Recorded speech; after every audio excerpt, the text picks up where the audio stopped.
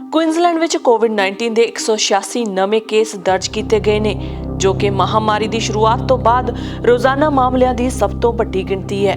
Chief health officer John ਜਰਾਰਡ ਨੇ ਦੱਸਿਆ 79 ਲੋਕ ਹਸਪਤਾਲ ਵਿੱਚ ਦਾਖਲ ਨੇ ਤੇ ਇੱਕ ਵਿਅਕਤੀ ਜੋ ਕਿ ਕਿਸੇ ਹੋਰ ਮੈਡੀਕਲ ਕੰਡੀਸ਼ਨ 'ਚ ਹੈ ਉਸ 'ਚ ਵੀ ਲੱਛਣ ਪਾਏ ਗਏ। ਇਸ ਤੋਂ ਇਲਾਵਾ 112 ਲੋਕਾਂ ਦਾ ਘਰ ਵਿੱਚ ਇਲਾਜ ਚੱਲ ਰਿਹਾ ਹੈ। ਡਾਕਟਰ ਜਰਾਰਡ ਨੇ ਕਿਹਾ ਕਿ ਹੁਣ ਵਾਇਰਸ ਵਿਆਪਕ ਹੋ ਰਿਹਾ ਹੈ। ਕੁਇਨਜ਼ਲੈਂਡ ਹੈਲਥ ਹਰ ਮਾਮਲੇ ਦੀ ਜਾਂਚ ਕਰਨ ਦੇ ਯੋਗ ਨਹੀਂ ਹੋਵੇਗਾ। ਉਨ੍ਹਾਂ ਕਿਹਾ ਕਿ ਰਾਜ ਭਰ ਵਿੱਚ ਸਾਡੇ ਕੋਲ ਸਥਾਨ ਹਨ: Cairns, Townsville, Central Queensland, Wide Bay, Sunshine Coast, Darling Downs, West Moreton, Ipswich, Brisbane ਉੱਤਰ ਅਤੇ ਦੱਖਣ ਅਤੇ ਗੋਲਡ ਕੋਸਟ। ਇਸ ਲਈ ਹਰ ਥਾਂ ਉਧਰ ਮੀਡੀਆ ਨੂੰ ਸੰਬੋਧਨ ਕਰਦਿਆਂ ਪ੍ਰੀਮੀਅਰ ਐਨਾਸਟਾਸੀਆ ਨੇ ਕਿਹਾ ਕਿ ਰਾਜ ਦੇ ਅੱਜ 16 ਸਾਲ ਅਤੇ ਇਸ ਤੋਂ ਵੱਧ ਉਮਰ ਦੇ ਕੁਇਨਜ਼ਲੈਂਡਰਸ ਲਈ 90% ਪਹਿਲੀ ਖੁਰਾਕ ਟੀਕਾਕਰਨ ਦੇ ਨਿਸ਼ਾਨੇ ਨੂੰ ਪਾਰ ਕਰ ਲਿਆ ਹੈ ਅਤੇ 85% ਤੋਂ ਵੱਧ ਪੂਰੀ ਤਰ੍ਹਾਂ ਟੀਕਾਕਰਨ ਹੋ ਗਿਆ ਹੈ। ਜ਼ਿਕਰਯੋਗ ਹੈ ਕਿ 186 ਕੇਸ ਉਦੋਂ ਆਏ ਨੇ ਜਦੋਂ ਕੁਇਨਜ਼ਲੈਂਡ ਨੇ 90% ਪਹਿਲੀ ਖੁਰਾਕ ਟੀਕਾਕਰਨ ਦੇ ਨਿਸ਼ਾਨੇ ਨੂੰ ਪਾਰ ਕੀਤਾ ਹੈ।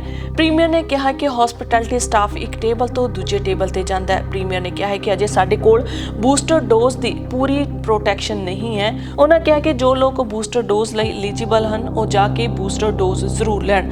ਭਾਵੇਂ ਕਿ ਦਰਜਨਾਂ ਲੋਕ ਸਨਸ਼ਾਈਨ ਕੋਸਟ ਵਿੱਚ ਬੂਸਟਰ ਡੋਜ਼ ਦੀ ਬਾਰੀ ਦੀ ਉਡੀਕ ਕਰ ਰਹੇ ਸਨ। 200 ਲੋਕਾਂ ਦੀ ਲੰਮੀ ਲਾਈਨ ਵਿੱਚ ਖੜਨ ਤੋਂ ਬਾਅਦ ਆਪਣੇ ਘਰਾਂ ਨੂੰ ਲੋਕ ਚਲੇ ਗਏ। ਲੋਕਾਂ ਨੇ ਦੋਸ਼ ਲਗਾਇਆ ਕਿ ਉਹਨਾਂ ਨੂੰ ਲਾਈਨ ਵਿੱਚ ਲੱਗਿਆ ਕੁਝ ਵੀ ਨਹੀਂ ਦੱਸਿਆ ਗਿਆ ਅਤੇ 30 ਤੋਂ 40 ਮਿੰਟਾਂ ਦੀ ਵੇਟ ਤੋਂ ਬਾਅਦ ਇੱਕ ਨਰਸ ਆਈ ਅਤੇ ਕਹਿ ਰਹੀ ਸੀ ਕਿ ਜਿਸ ਕੋਲ ਟਿਕਟ ਹੈ ਉਹ ਆ ਜਾਵੇ। ਲੋਕ ਹੈਰਾਨ ਸਨ ਕਿ ਉਹ ਕਿਹੜੀ ਟਿਕਟ ਬਾਰੇ ਗੱਲ ਕਰ ਰਹੀ ਹੈ। ਇਸ ਤੋਂ ਬਾਅਦ ਨਰਸ ਨੇ ਸਾਈਨ ਬੋਰਡ ਲਗਾ ਦਿੱਤਾ ਜਿਸ ਤੇ ਲਿਖਿਆ ਹੋਇਆ ਸੀ ਕਿ 150 ਲੋਕਾਂ ਦਾ ਟੀਕਾਕਰਨ ਦਾ ਟੀਚਾ ਪੂਰਾ ਹੋ ਚੁੱਕਿਆ ਹੈ, ਸੋ ਕੱਲ ਆਓ ਜਾਂ SCUH ਤੇ ਆਪਣਾ ਨਾਮ ਦਰਜ ਕਰਵਾਓ, ਜੋ ਕਿ ਬਹੁਤ ਹੀ ਫਰਸਟ੍ਰੇਟ ਕਰਨ ਵਾਲਾ ਸੀ। ਇੱਕ ਔਰਤ ਨੇ ਦੱਸਿਆ ਕਿ ਉਹ ਸਵੇਰੇ 6 ਵਜੇ ਤੋਂ ਲਾਈਨ ਵਿੱਚ ਖੜੀ ਸੀ ਅਤੇ ਆਪਣੀ ਬਾਰੀ ਦੀ ਉਡੀਕ ਕਰ ਰਹੀ ਸੀ।